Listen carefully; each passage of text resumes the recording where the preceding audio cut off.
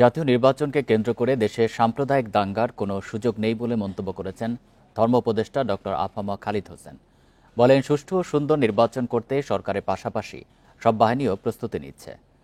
দুপুরে সুনামগঞ্জের তাহিরপুরে একটি মন্দির কমপ্লেক্স নির্মাণ কাজ পরিদর্শন শেষে তিনি এসব কথা বলেন। ধর্ম উপদেষ্টা বলেন, সরকার নির্বাচনী রোডম্যাপ ঘোষণা করেছে, নির্বাচন কমিশন সেই অনুযায়ী কাজ করবে।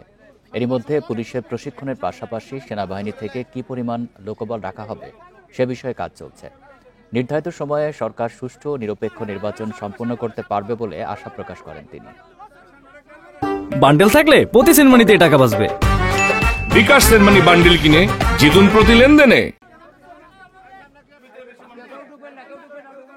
সাম্প্রদায়িক দাঙ্গা হওয়ার কোনো পরিস্থিতি এখন নাই এবং মানুষের মধ্যে সচেতনতা আসছে। তো আমাদের প্রত্যাশা আমরা ঘোষিত সময়ে তারিখে আমরা জাতীয় নির্বাচন সম্পন্ন করতে পারবো।